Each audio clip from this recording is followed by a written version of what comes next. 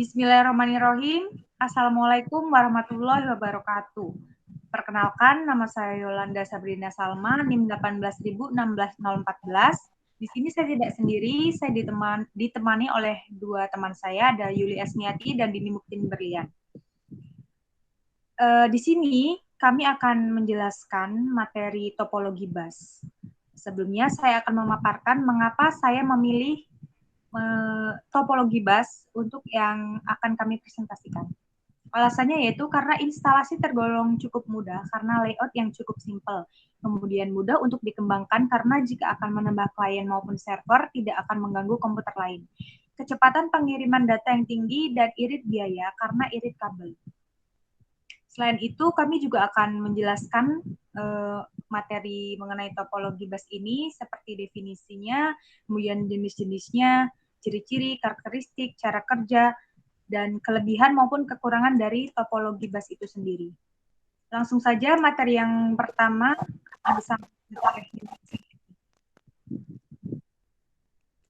Oke, terima kasih.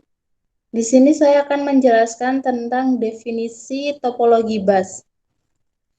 Topologi bus merupakan salah satu metode atau cara untuk menghubungkan dua atau lebih komputer secara serial dengan memakai kabel utama sebagai senter atau pusat lalu lintas data.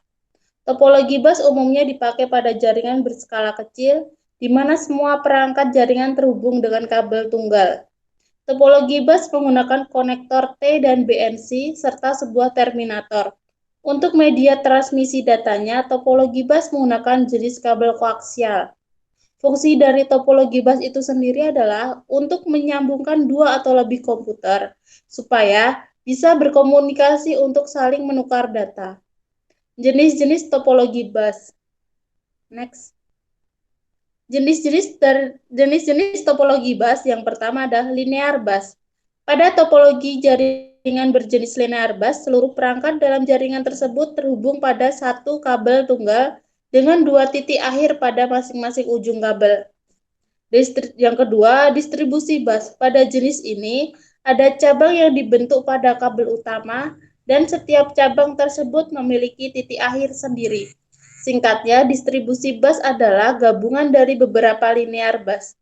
Terima kasih. Selanjutnya akan dijelaskan oleh Dini Muktin.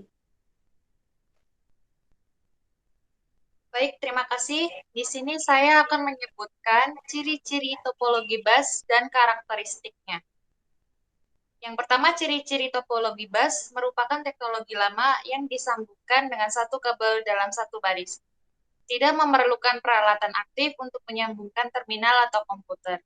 Setiap komputer tidak tersambung dengan komputer lain secara langsung, tetapi tersambung dengan kabel tunggal yang merupakan media transmisinya. Seringkali pada bagian ujung kabel utama terpasang terminator yang berfungsi untuk menghentikan sinyal agar tidak berbalik arah ke sisi ujung lain. Ujung kabel dipasang konektor 50 ohm. Apabila kabel putus, maka komputer lain tidak bisa berkomunikasi. Sulit mengidentifikasi masalah yang muncul. Karakteristik topologi bus. Proses instalasi jaringan bisa dilaksanakan dengan ringan.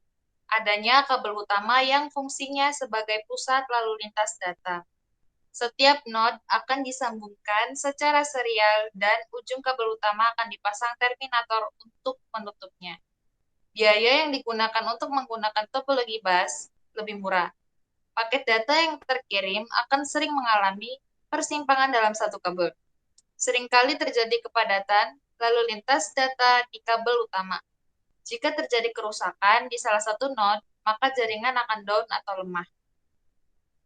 Selanjutnya akan dijelaskan oleh Yolanda Sabrina Salma. Baik, terima kasih. Cara kerja dari topologi bus ini yaitu apabila satu node ingin mengirim paket data ke node lain, maka node tersebut akan mengecek terlebih dahulu apakah jaringan sedang kosong atau tidak. Jika node melihat jaringan sedang kosong dari lalu lintas data, maka paket data segera dikirim ke semua node menggunakan alamat broadcast. Walau data dikirim ke semua node, tapi hanya node tujuan saja yang dapat menerima paket data tersebut.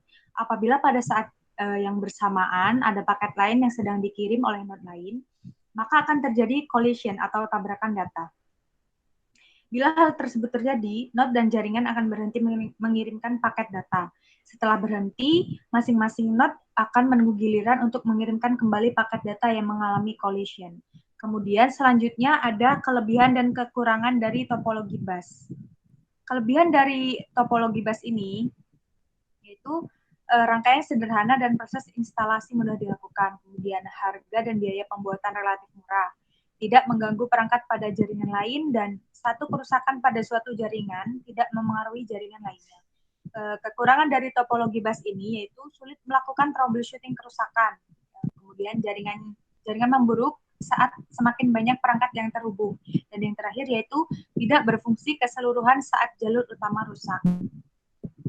Baiklah, sekian penjelasan dari kami mengenai materi topologi bus ini.